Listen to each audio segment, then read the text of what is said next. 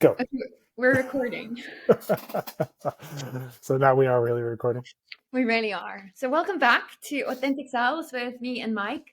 It's been a bit of, it's been a while since we've been on and touched base and kind of checked in with each other, even though we're still doing this Living Authentically challenge. And our Living Authentically challenge for a group of people started yesterday. How's it Yeah, going? isn't that's cool. That's super cool. Yeah. You How are know, you? How's life?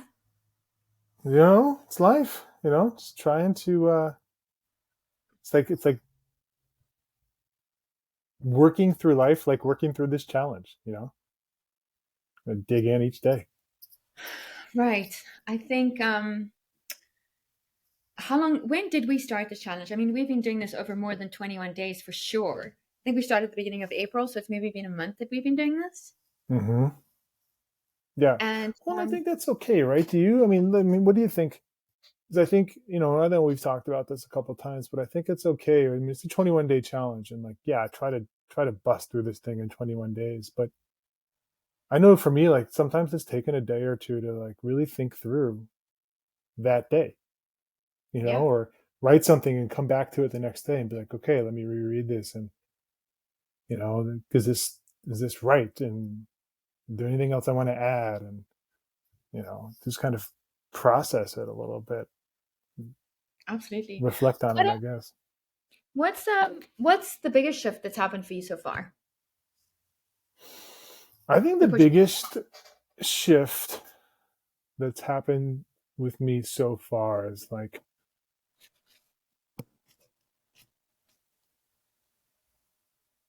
really taking things that go on and and asking myself really, like, is this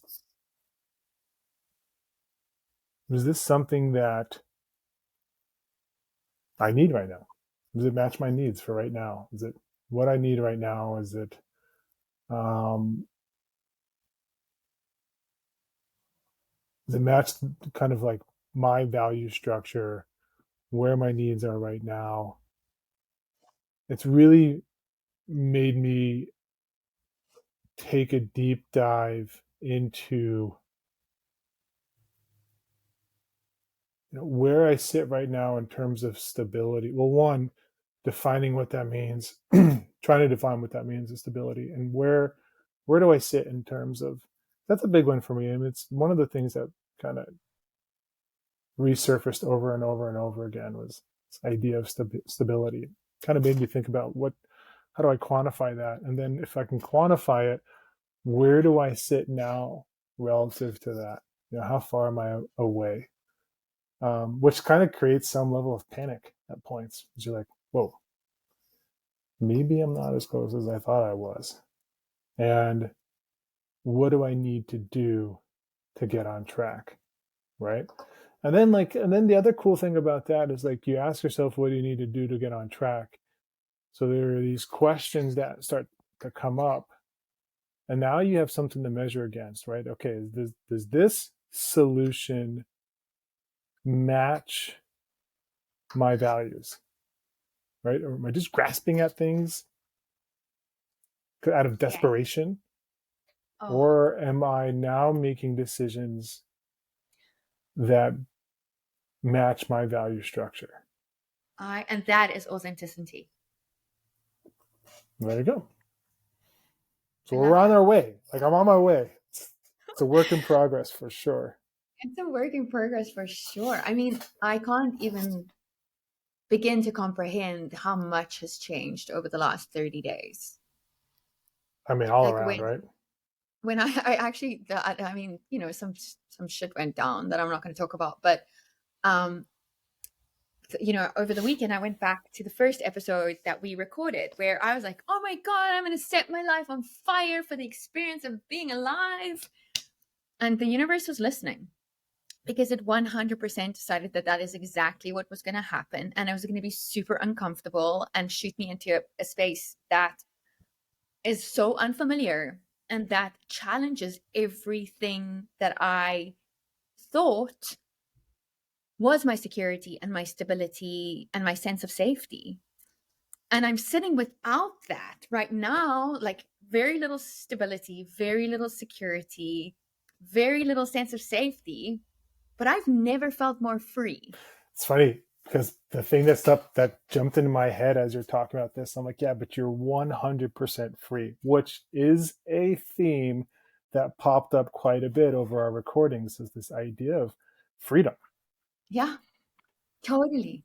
And it's just so interesting. It's so interesting how much has shifted and changed, and how this illusion of safety and security being it being external has been highlighted to me, right? And that really that stability and that security and that safety sits inside of me.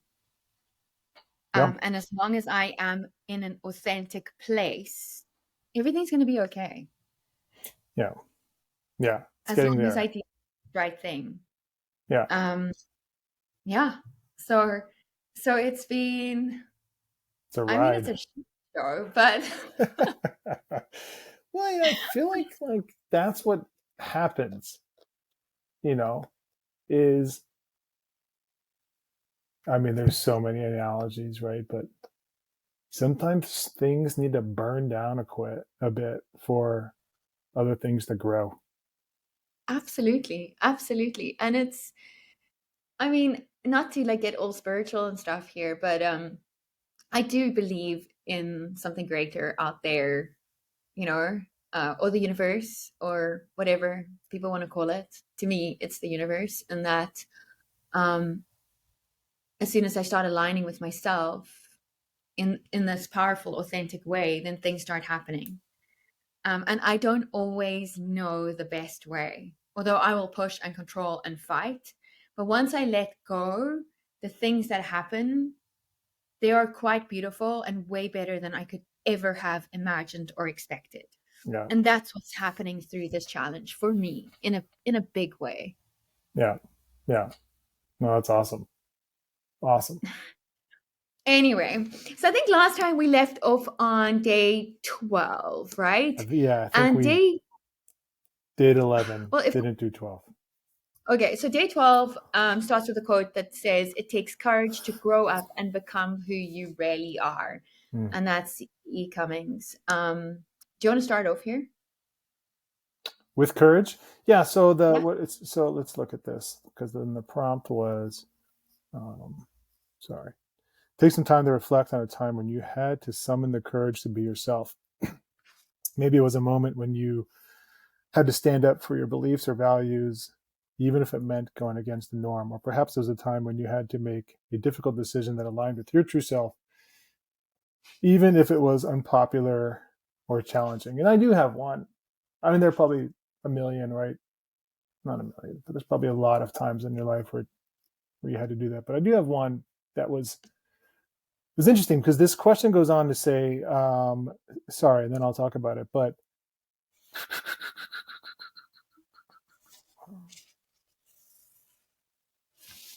okay, think about how it felt to show up as your authentic self in that moment. Did you feel empowered, liberated, or relieved?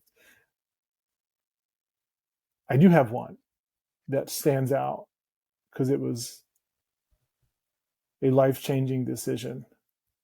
I won't go into the details because I don't know that it involves other people, so I don't think it needs to be put out in detail on a podcast. But I will say that it was a time in my life where I had to make this decision that was true to myself. And when I think about the kind of, it took a lot of courage, a lot of courage. And when I think about the acute, the short term, immediate feelings associated with it, it wasn't positive. Like it just wasn't positive because it involved other people, a lot of other people, involved people very close to me. It made me wonder what the impact of this decision was going to be on other people. So it was a very, we talk about, did you feel relieved? And like, I don't know, maybe,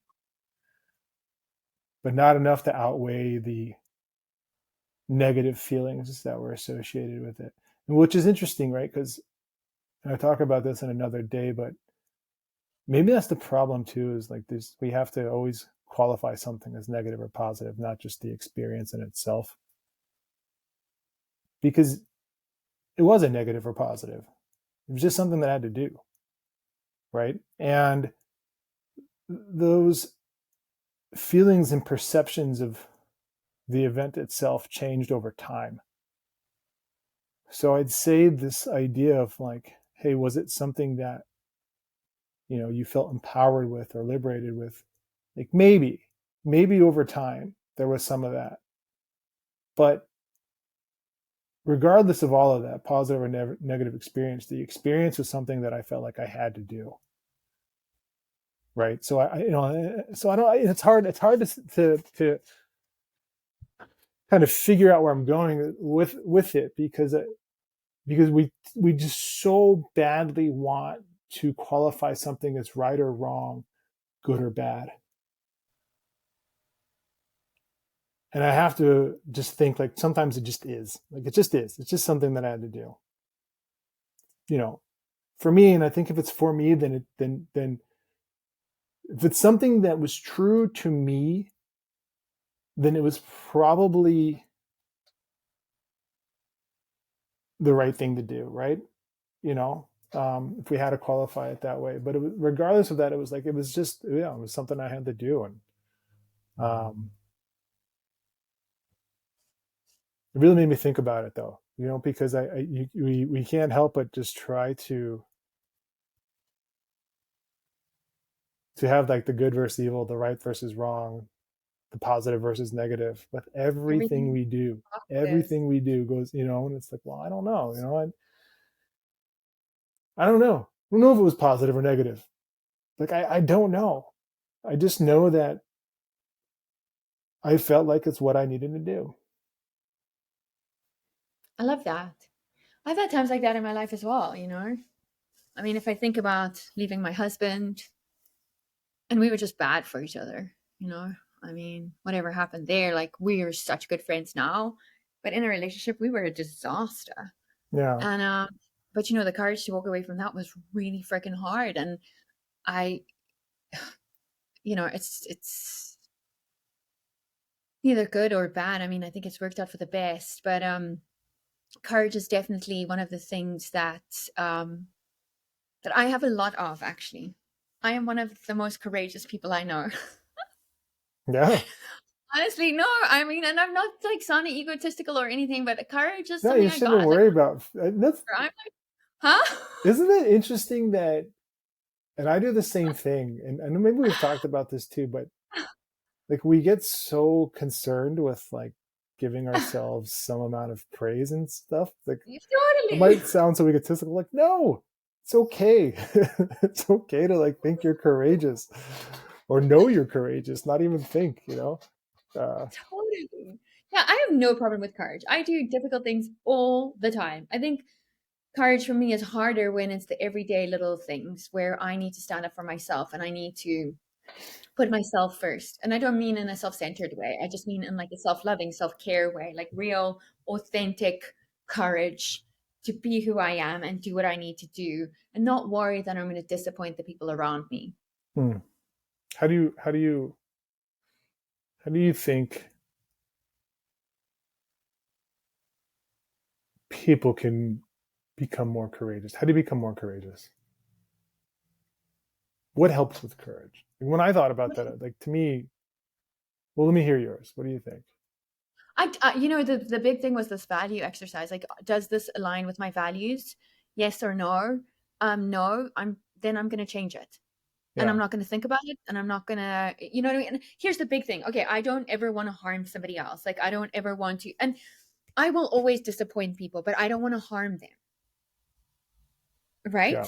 So being courageous means I stay true to my values and act in accordance with this for the highest and the greatest good. And Hmm. every decision I make going on from there is based in that. Yeah. And no matter if somebody else is hurt or upset, I know that I was true to myself what they're feeling is not my responsibility, It's and not. it's not that I'm being heartless.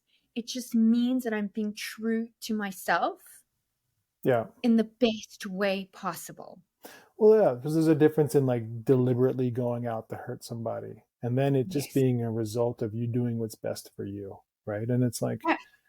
you know, and there's empathy. There's empathy with that too. It's like, well, obviously it's not what I went out to do, like, but if that if the perception from the other person is hurt, yeah, there's that to some extent there's no you're not responsible for that in terms of you're just responsible for what you're doing for yourself. And that's kind of what I kind of put that because courage has so many different ways to be courageous, right? Like I think about,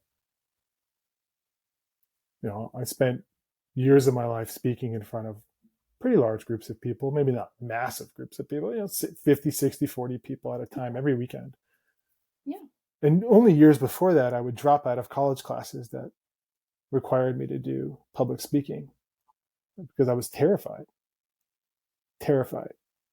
And That's big. yeah, so, and my point of this is like, how did I become more courageous? Well, it's through preparation.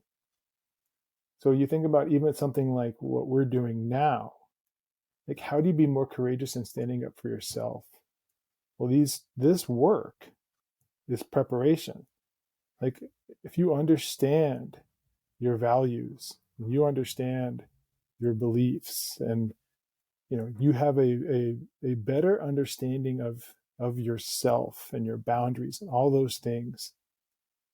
That's preparation. That is now preparing you to be more courageous to stick up for yourself and make decisions based off of that stuff every single day, right? I think it goes the same way.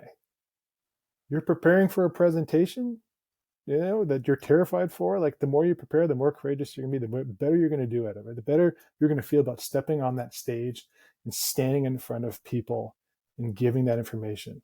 And you want to be able to stand up on your stage every single day and be ready to present yourself in front of everybody and stick up for yourself. Well, there needs some level of preparation. I love that. I think it's the same thing. I mean, I think that's why this stuff helps so much. It's like, well, if I know what I'm standing up for, right? It's these 5 things that we talked about, these 5 values. And this is what I'm standing up for.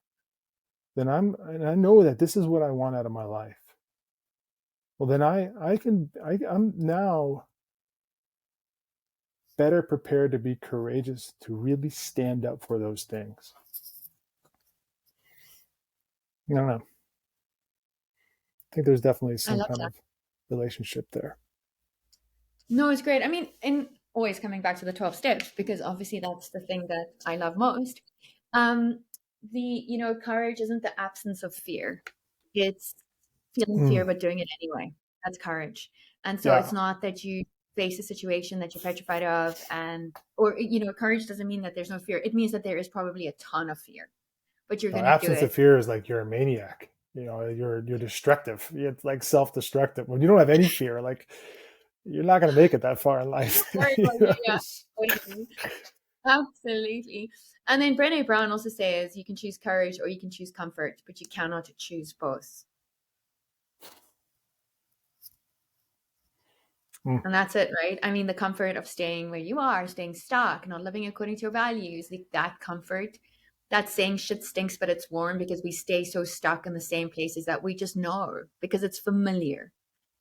But yeah, if we but want to you're grow so yeah, and yeah. expand and be the very best versions of ourselves and reach our dreams and our goals, like we're going to have to be courageous in that. Otherwise, it's Wild toxic. courageous. Otherwise, it's toxic, right? Like there's some level of toxicity in just being comfortable because that's where all the complaining happens and the negativity, right? Like you're in this comfortable space, but you're not really happy with where you are. You want to grow, you want to improve, you want to do better things, but that part's scary. There's fear there. That requires courage. Yeah. And you're just not ready to do it, right?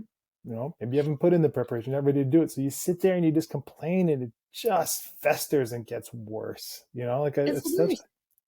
And then you lie on your deathbed at the age of 93 and you're like, what the fuck did I do with my life? Yeah, I wish I would have done this.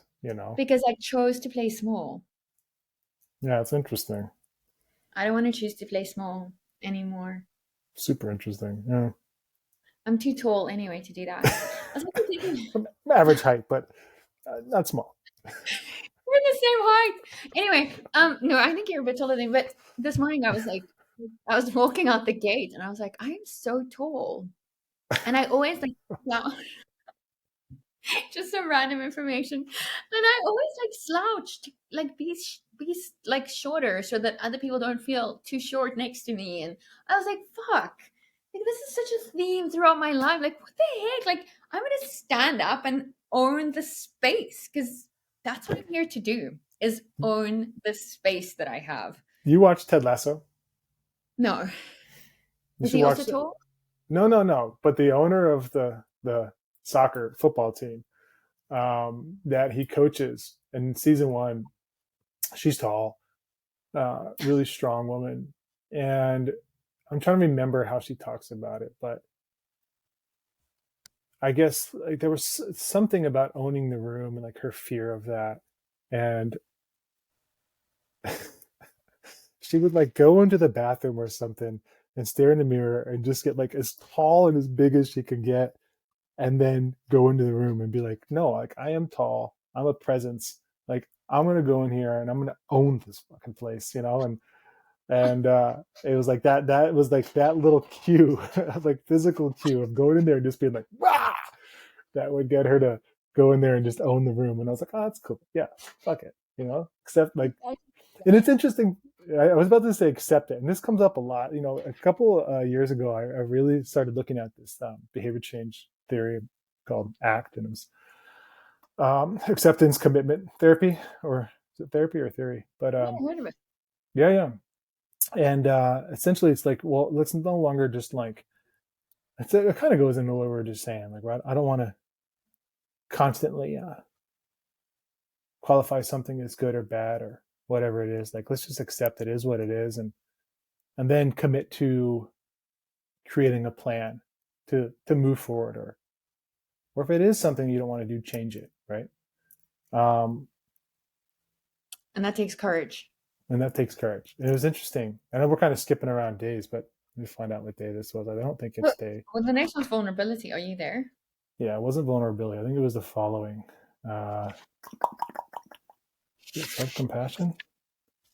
Living authentically?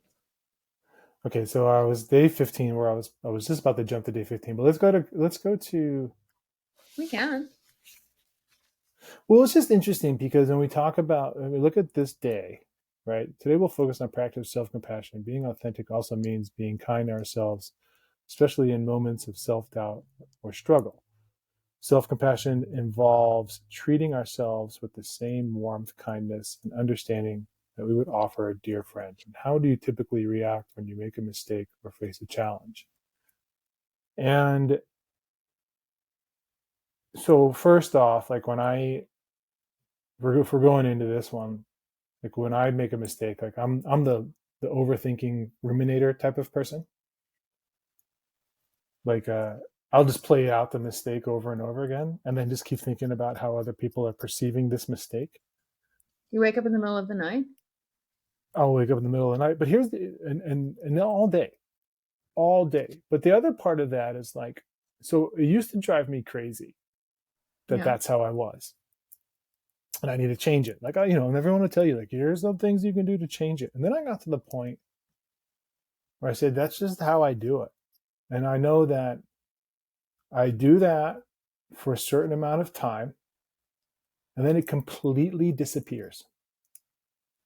It's gone. Like it might be a day, it might be 2 days of just driving myself nuts, but and then it fades and it's gone. I've thought about it, I've gone through it, I've played out every single way that it could have gone down, how it went down, what people could be thinking. And I've just accepted to some extent, like, this is it, man. This is just how That's my how your brain brain works with works. this stuff. And like, why fight it? Because then when I fight it, I'm trying to fight something that is the way that it works. Then I'm getting disappointed because it's not going the way I wanted to, and I feel worse about myself. And I've gotten to the point where I'm like, this is just it. Like, just do it, get it over with, and move on. Like, that's my plan. Like, it's like I've accepted that that's how it goes. I've committed to just letting it take its course, and then I will just move on with it. And it's funny because I started the first time I started reading this, like I said, a few years ago, and then my first summit up Mount Whitney, it was with David and Ashley Tittle and Oh, his wife, love so and much. we were on this part of the trail called the 99 Switchbacks, and it's like, I don't know, it goes from like 10,000 to 13,000 feet or something like that, and it's just 99 switchbacks going up and down the face of this. I'm sorry, up the face of this mountain. Sounds awful. And we started that day at sea level. I picked them up from the airport in LA. We drove to Mount Whitney. It was the hottest day of the year. It was the hottest day in 110 years. And yeah, and we were going to leave. We were going to start our hike at like 3 in the morning, and we were at dinner, like eight or 9 at night.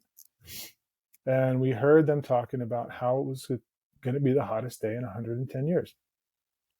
And what that meant is our way down the mountain was going to be the hottest part of the day with the least amount of water. So we were like, no, we got to change our plan.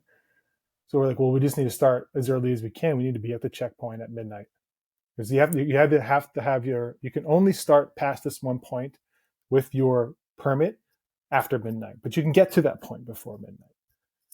So we went back, and I don't now, like, ruminating, right? So I'm thinking about everything. So I don't sleep. I didn't sleep a wink, and they're way better than I am. So they probably got an hour, maybe an hour, 45 minutes to an hour of sleep they got. So we really didn't get any sleep, all three of us, and we're up 24 hours, and now we're tackling the largest, the highest peak in the continental United States, and we're on the 99 switchbacks, and we're 12 13,000 feet. Mind you, I started at sea level, so like my head hurts, my legs hurt, like I'm cramping. We made this elevation gain in one day. My body has zero time to adapt. There's no adaptation that's going on here, and all I can think about is how bad this sucks. And for a minute, I'm like, positive thoughts, right? You got to have this positive mindset. You have to change your thoughts and make them all positive, right? And then I finally got to the point where I'm like, fuck that. Like, there's nothing positive. Like, this hurts. It sucks. Like, I'm on these switchbacks. I'm in pain. And I just have to accept it. Like, here's Reality. what I have to do. I just have to tell myself, you know what, this does fucking suck. Like, this hurts. This hurts really bad. I can't breathe. My head hurts. My legs hurt. I'm cramping up. But who cares? Move one step forward, right? And it was that acceptance to, like, no, don't try to change it. Don't try to, like, sugarcoat it. Don't try to convince yourself that things are great and, like, oh, turn around and look, what a great view. Like, no, right now you're in a lot of pain. Yeah. Accept that you're in a lot of pain. Be okay with that you're in a lot of pain right now in this Yeah. moment. Don't have to change that, because you're not going to change it, and just move forward. Yeah. And then you can get to the point where, you get up the switchbacks, and now you're getting these, like, little window areas where you can enjoy these views and enjoy being up there. But when you're in that moment of just shit, just like, there was this thing of just like, just accept it. And if you can accept it, well, you're freeing up some headspace there. Now you can just move forward. Yeah. I And love that. I thought about that quite a bit, on that hike afterward. They even wrote something. I wrote this long thing. I never put it anywhere, but I wrote this long thing about that experience, because there was something You really did? profound. Yeah, I don't know where it is. I You think it's should. in my notes. But there was something about that, because I read this. I kind of studied this theory for a while, and then I was like, wow, I really, like, without really realizing it, put that into action, and it's that really helped me just move forward and get through this thing and get to the point where I could enjoy it. Because right then I wasn't, but it was okay. It's like I didn't have to at that point. And okay, so tell me about the steps again. The In the act, fear, the so what was it? acceptance, It's acceptance and then commitment, right? So in that particular moment, accept that it sucked and just commit to moving forward. There was no change. Don't change. Like, I don't have to change anything right now. It doesn't have to Yeah, be yeah, yeah. changed, Just commit.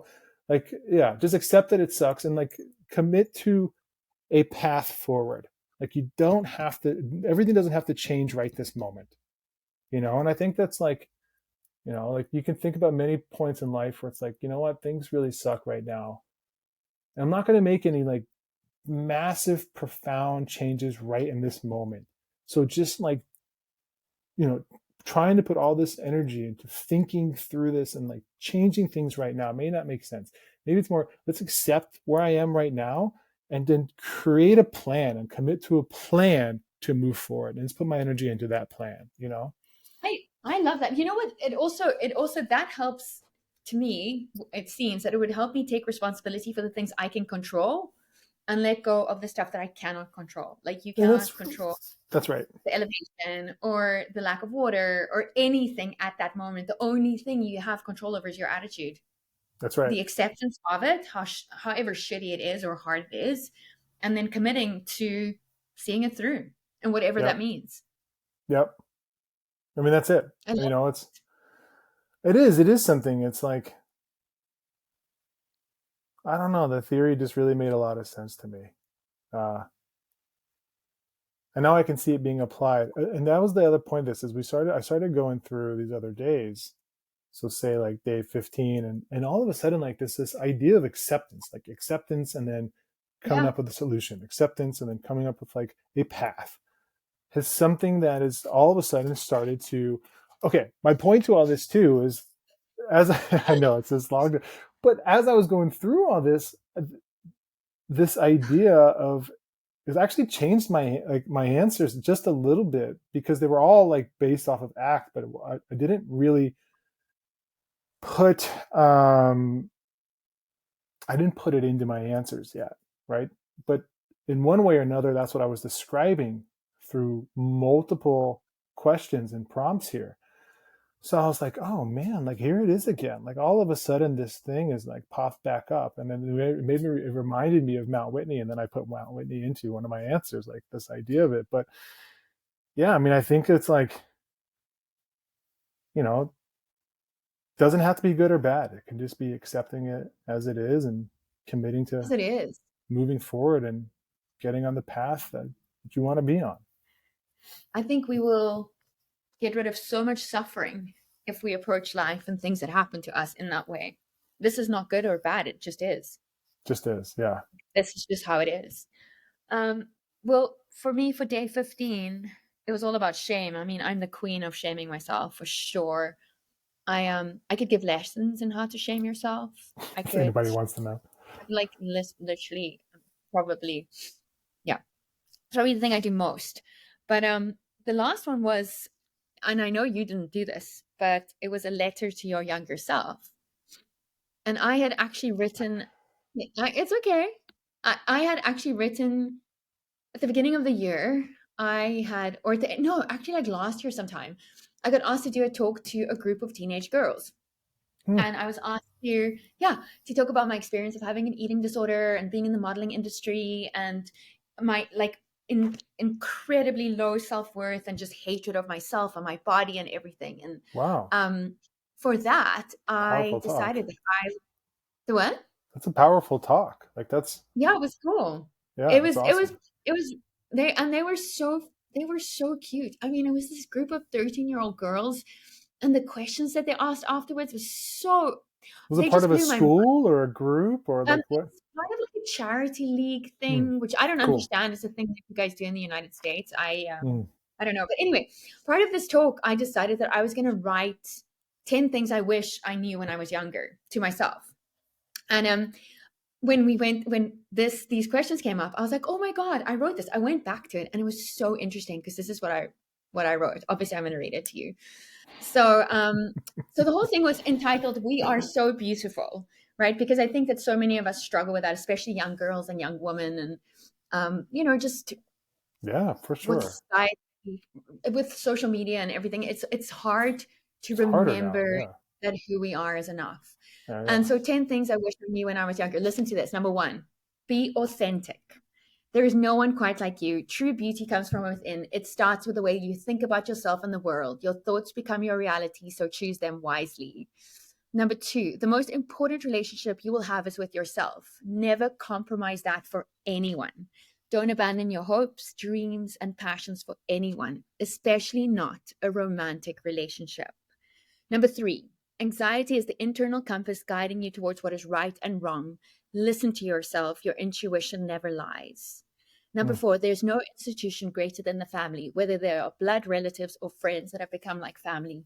Be very selective of who you choose to spend your time with. Community is key. Five, surround yourself with people that nurture and nourish and want to see you grow. Be that person for others as well. Six, pay attention to every aspect that makes you human. Take care of your body, mind, and spirit.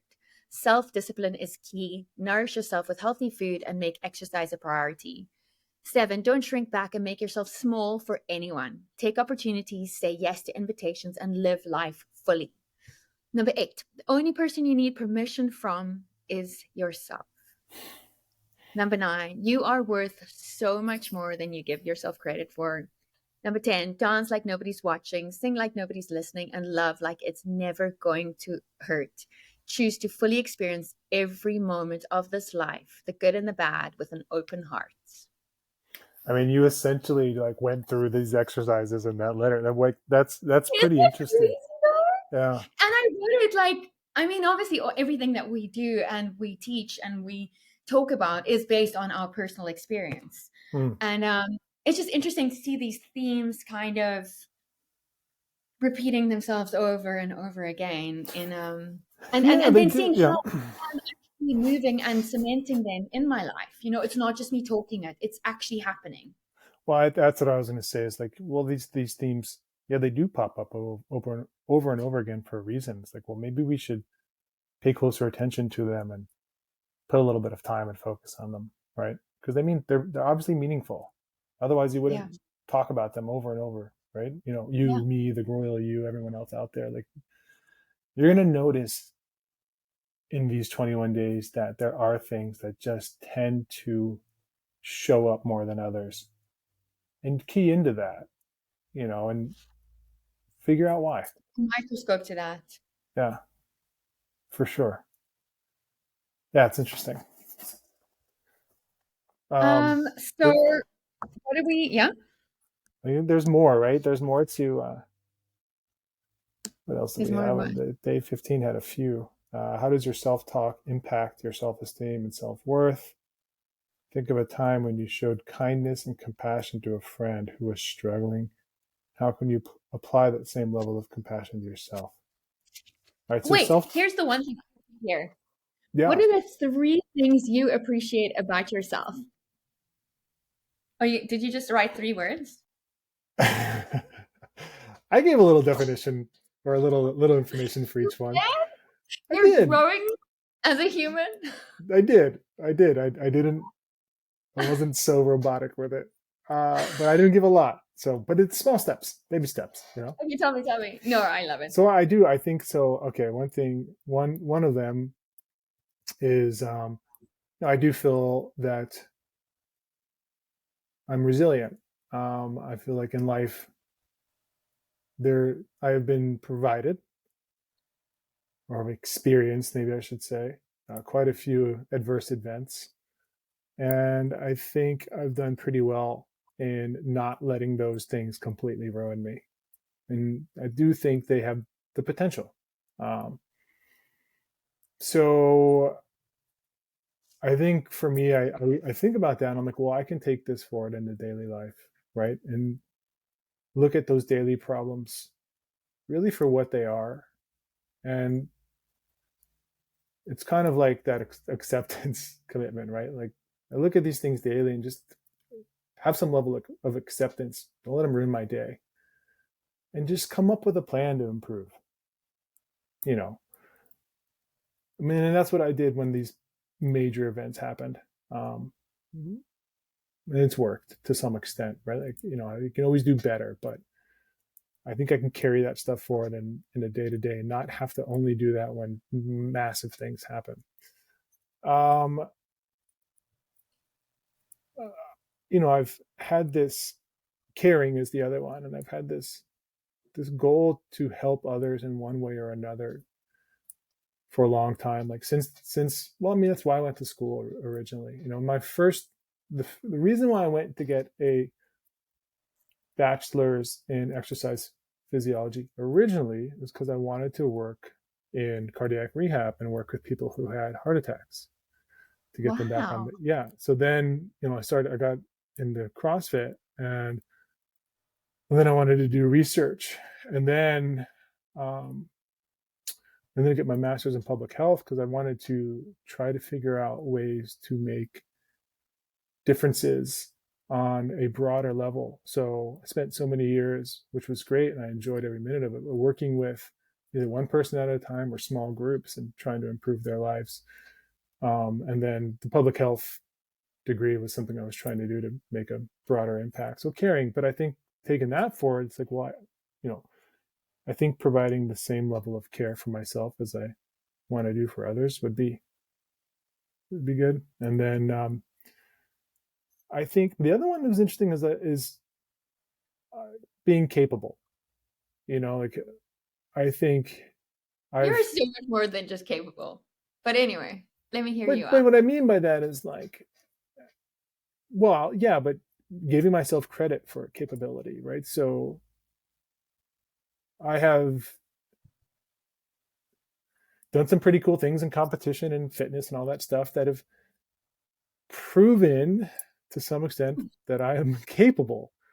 And then the academic sense, right? Like going after things and while working full time and raising kids, I'm on my third master's, so still being able to, accomplish those things and capable of doing that. But then, also taking this kind of academic and physical capabilities and saying, well, I'm more than that. I'm more than just that. Like I'm capable of a lot of other things as well. Like the same approach that I've taken to be physically capable or academically capable, I can apply to other areas of my life. This level of capability because I can do it, and I've shown I can do it in those other in a couple areas. I know I can do it in other ones as well. So those are my three. I love that. Those are Yeah, great. Those are thanks. beautiful. I think you're more than capable, though. I feel like you maybe need to redefine that word. It's such a Maybe. boring word.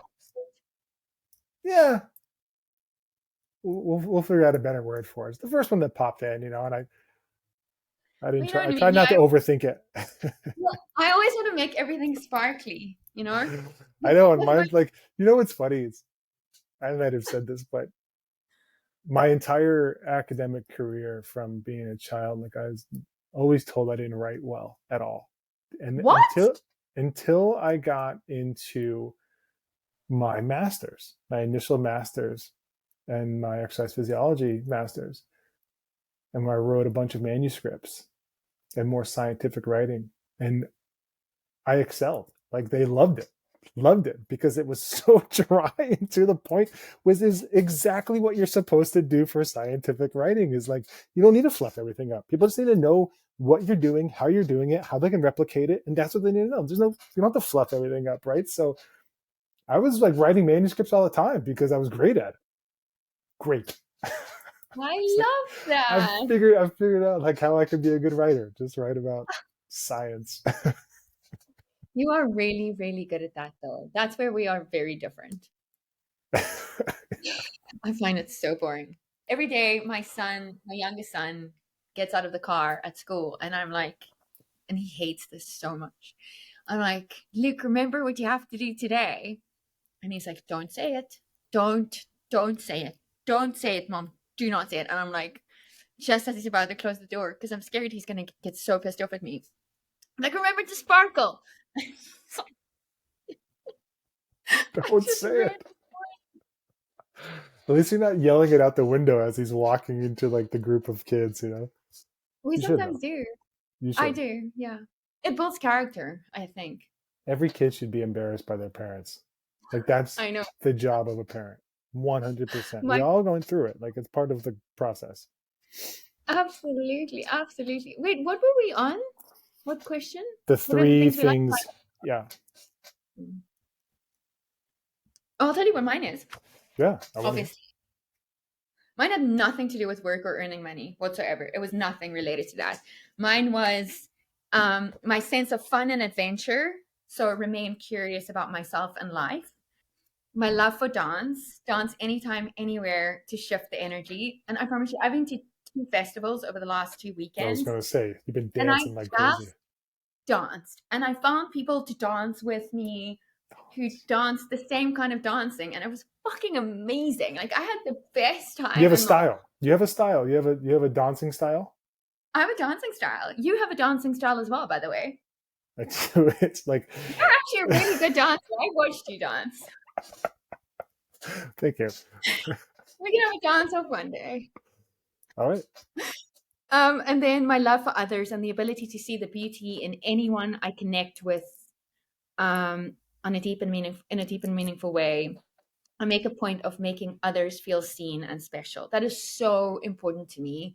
Is making people feel special and seen. And I think the Yeah, thing you that I do want to really do well with that. most is help people fall in love with themselves. Like that's what Yeah. I want to do. That's my mission. Gosh, it's one of those things too. Where what a great mission, because people have a hard time with that. I think we're set up to have a hard time with that. Like we're Of just course set we up are. to not speak well about ourselves, right? Because it sounds egotistical, all those things. It's like, well, it's more socially acceptable to be self-deprecating than actually talking about your self-worth, right? Like it just is. Yes. It's more socially acceptable to talk bad about yourself than good about Yes. yourself. Be shitty about And then yourself. imagine that, like, so if every day you feel like it's more socially acceptable to talk bad about yourself, like, do you end up just believing that shit at some point? Like, I don't, you know what I mean? Like, I don't know.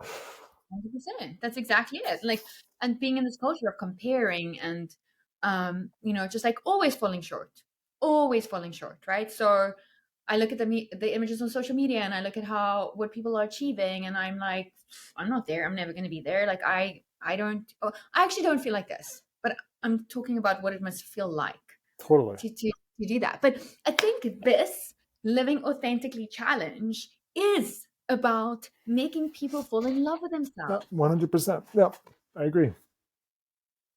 I agree. So I think we did a great job. I think we are. I think Yeah. I anyone who started does dating is, myself. I told you this. yeah. This challenge, this living authentically challenge has been about dating myself. And I posted something the other day and it was a meme, and it was like, would you date yourself? And the answer was, yeah, I would stand with a boombox outside my window. I did see that. It was great. Oh, it just brought me back to like some kind of 80s movie too. Like I just went back into like Can't Buy Me Love or Oh, something. oh yeah, those movies, they were so good. Oh yeah. I mean, we're coming to the end of our recording time. Should Yeah, we I think keep this was chatting? good. I think No, it it was was, great. we end up talking for quite a bit of time. One thing we'll completely go over if we open up one more thing, but We we should be will. able to. What day was that? So that was, We did up to date 15. yeah. So maybe we have two more left on this one. So maybe we Yep. can wrap it up in one, but I don't want to push. If we don't have to. No, we'll do two Yeah, more, yeah. and we will record a little bit more frequently as well. If 100%. Mike allows, if Mike has time. I have The time. busy one in this duo. Okay, I'm gonna stop recording now. Perfect.